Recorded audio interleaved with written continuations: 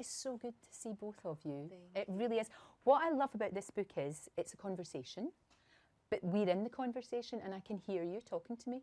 Oh, that makes us so happy. No, do you know what I mean? And you feel as if, yeah, and I found out so much. Things that I thought I knew. You know, I thought I knew about a lot of these women, but wow, it's great. I don't know how you chose them. Must be really difficult.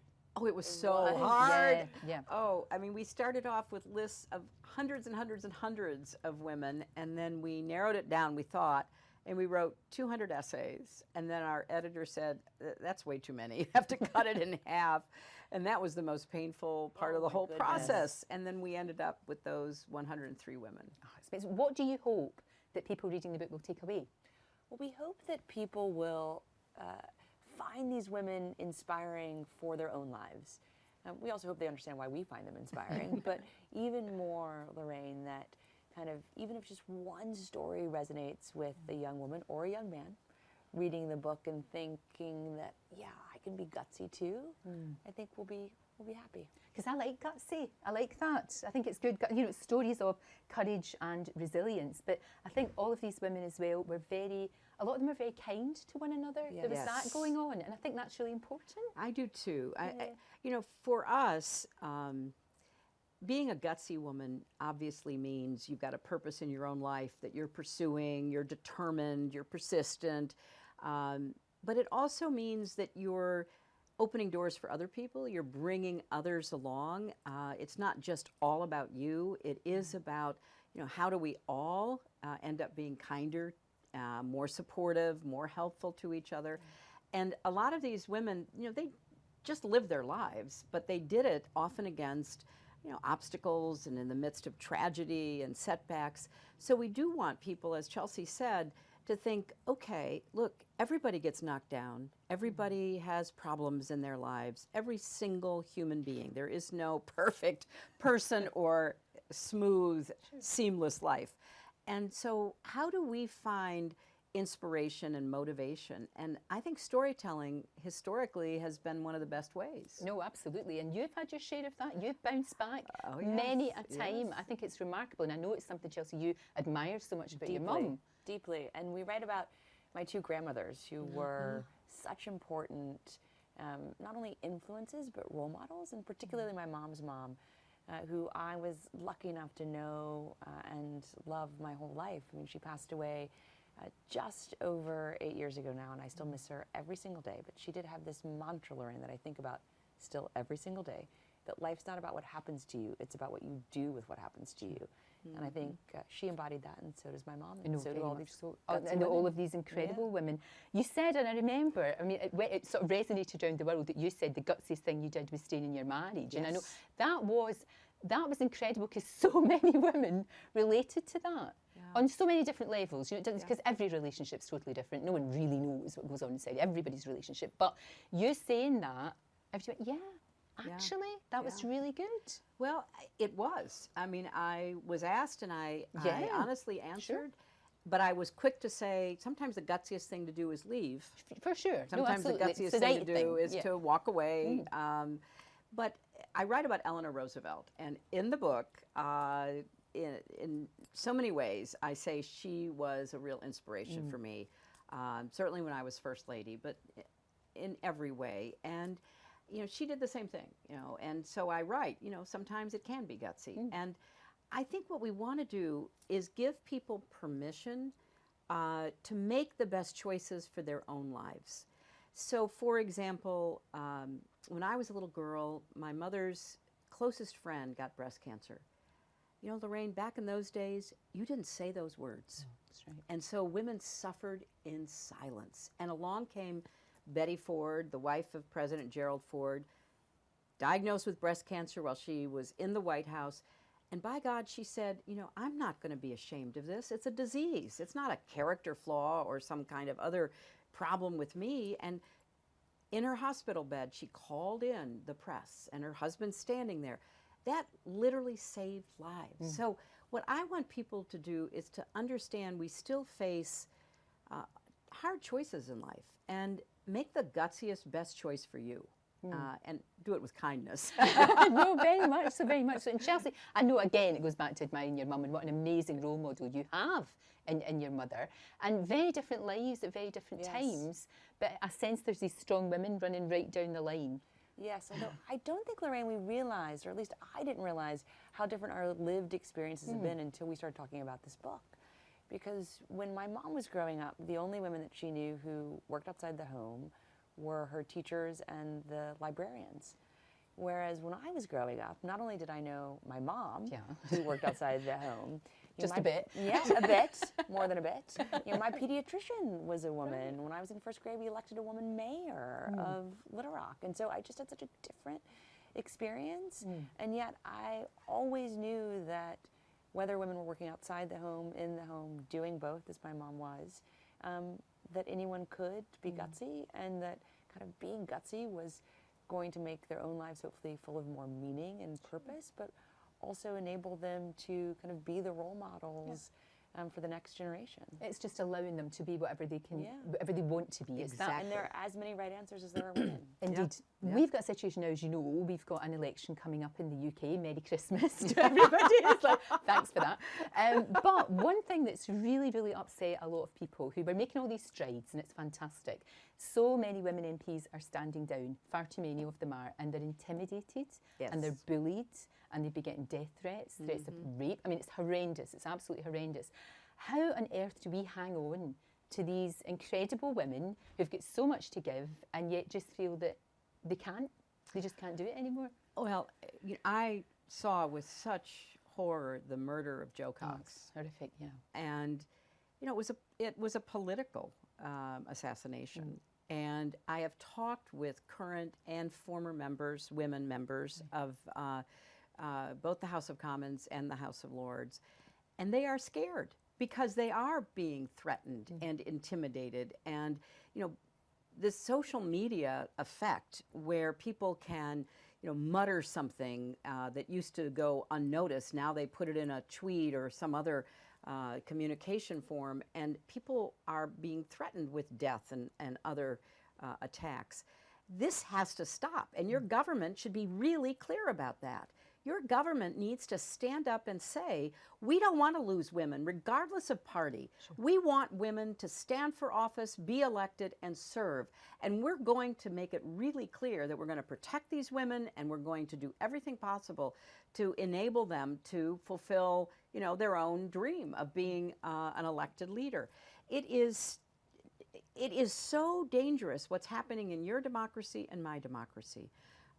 We are under attack. We're under attack from forces inside and also outside. I also, Lorraine, think it's outrageous that your government will not release the Russian report about Russian influence. People in this country deserve to see that before they vote.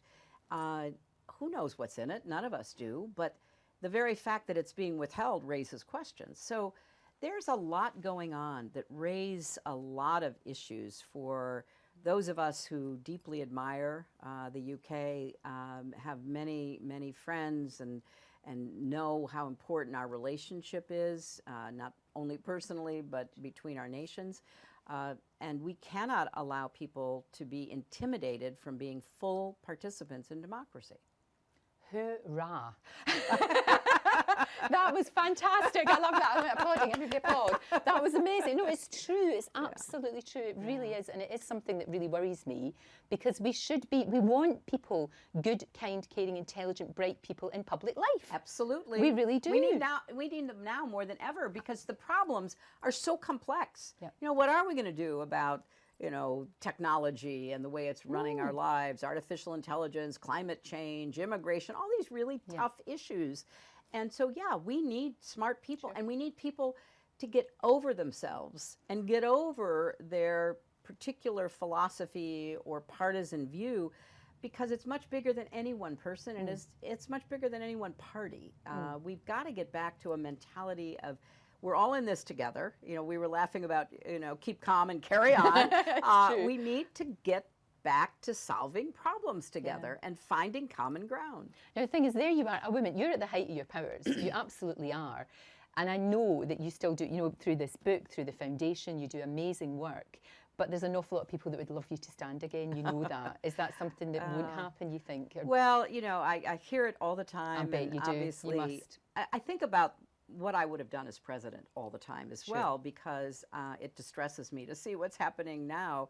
But I'm supporting the process. I'm helping any candidate who asks for help, because my goal is to retire our incumbent and get our country back and get on the right track. So that's what I'm going to be focused on. No, absolutely. And of course, you too. I mean, you too, Chelsea. It's partly of the kind of work that you're doing as well with your mum. Yeah, And absolutely. with the whole family, really. Well, I though also just so strongly believe that every American has our duty as a citizen now to both kind of be kinder to one another, as we were talking about earlier, to try to help kind of push back against this just tsunami of meanness that I think our president has both harnessed and amplified, but also to work to retire him, because I don't want to live in a country that is separating children from their families and caging them at our southern border kind of in our name is one kind of particularly horrific example of cruelty. So I just so strongly agree with my mom that we have to do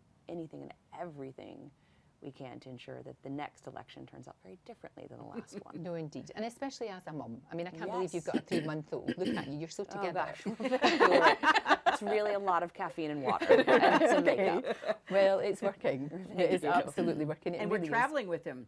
Are you? Yes. Oh, It is so great, Lorraine, to have my little tiny grandson with us. Such a cheerful little He's been a great munchkin. traveler. He We is had a no real- idea how he was going to react to being on an airplane and, you know, surrounded by strangers and jet lag and all the rest. But as long as he's there to be fed, he's a happy camper. Oh, it must be. It's such a lovely stage of your life as well, isn't it? It is so wonderful. I cannot even fully express what an incredible joy it is to see my daughter as a mom and to see these 3 little kids in my life and the time we get to spend with them.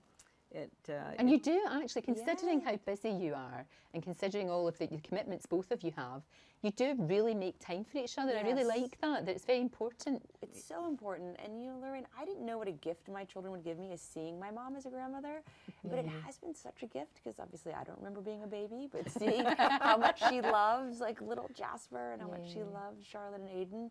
And I was really close to my grandmothers, and so it is hugely important to me to foster and support that relationship between my mom and my kids, because I want them to have the blessing that I had kind of with my grandmother, and it's also just a lot of fun to be together. We really are so fortunate because we live about an hour away, but they live in the city, so we live, north of there and more of a country place, and so we're in the city all the time. Right. And so far, every time I've showed up at their apartment, they've let me in. So You're doing something right. So I've got my fingers crossed. Now Absolutely. she does complain that, oh yes, I do indulge them, and I do sometimes subvert her rules. But that's what grandmothers are for, don't you think? That's your job. That's part of my job description, actually. I do understand that, although it's my job description as a mother to keep trying to push back. Both of you are incredibly real and authentic. You are. You really are. I mean, you think of the childhood that you had and growing up. I think in a way, though, growing up, we didn't have the social media thing that we've got now. I think that would have been really hard, because that's something I feel that I was really lucky that I didn't sort of start my career with that in your face. And you're exactly the same, because that'd be real hard now, I think. Yeah. I think it would be. And I'm really thankful that my parents tried to give me as normal a life as possible. Yeah. So, whether we were in the governor's mansion in Arkansas or at the White House, my friends were always welcome. Their parents were always welcome. I had sleepovers. I also had chores. I had to make my own bed. That's good. Yeah, I was really good, clean my own room. And I think just things that in themselves, Lorraine, may have seemed small, were just really important to help me realize, yes, I lived in this extraordinary place that had enormous amounts of both kind of privilege and pressure, but I also could be and should be a normal kid. Exactly. Yeah, You that was have really to be. important to You us. have to be, of course. Yeah. And to your point, Lorraine, I agree with you completely. I think it's harder being a kid today. I do. I mean, really look, do. there were terrible things in the past. We all know that. But this social media and the role that technology plays and the addiction that it creates is something we've never had to cope with. And the bullying that it enables. I mean, I at know. least in our country, we've had unprecedented levels of bullying Same here. happening in schools and online. So now, you know, like a majority of kids say they've been bullied. And just that we're conducting this massive public health experiment on kids with what's going on with their brains, how they're developing kind of as their own selves, but in relationship with their devices, but also learning how to just navigate socially and stand up for yourself, be kind, kind of in person and online. Like, we really have to help kids navigate, and I don't think we're doing enough, kind of as parents, grandparents, kind of in schools, and we all need to be doing more. Oh, I couldn't agree with you more. Now, look, I've got some cracking pictures that I want to share with you. First of all, can I just say, who is this gorgeous lady? Amazing.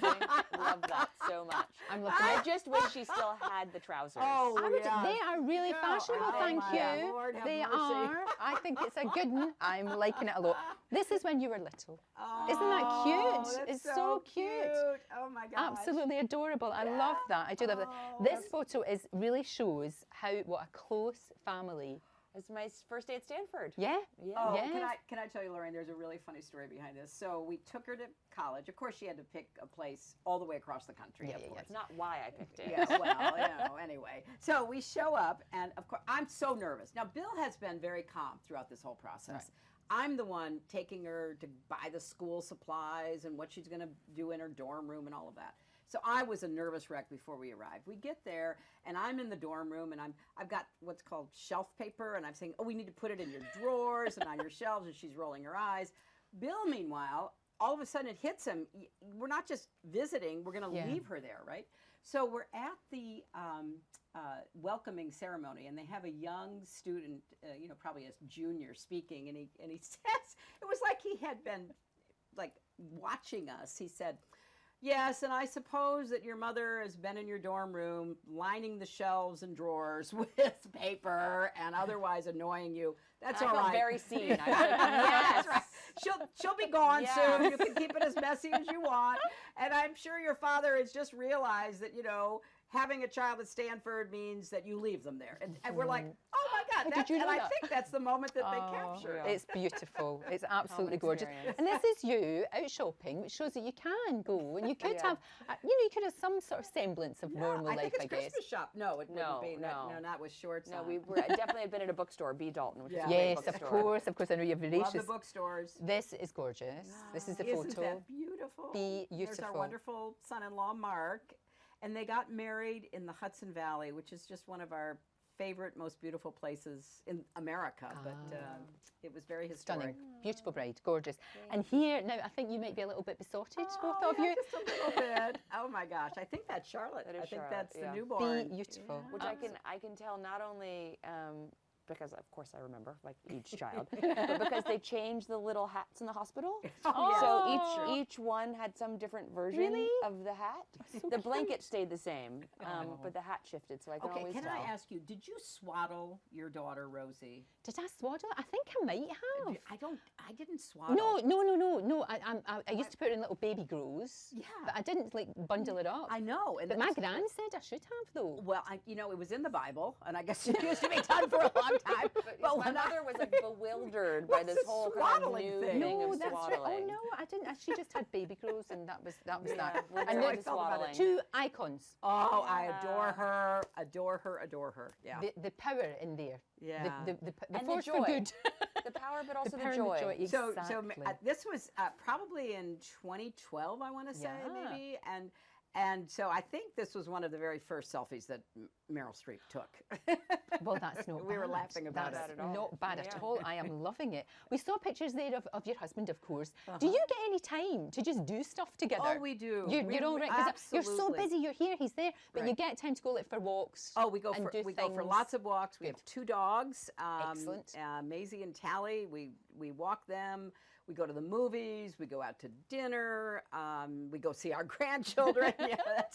And I will tell you, the first time the two of us were taking care of the 2 grandchildren, we felt outnumbered by like 3 to 1. It was so much work. Just wait until you have all 3. I don't even know how we're going to handle that. Yeah, but you will. You absolutely Oh, will. we certainly will. It has been a joy talking to both of you. Good luck with the Book of Gutsy Women. And there'll be, do you know what? This is maybe volume 1. I think there's more Gutsy Well, Women. there's so don't you many, think? and everybody who watches you has gutsy women in their lives. They do. They do. They absolutely do. Thank you both.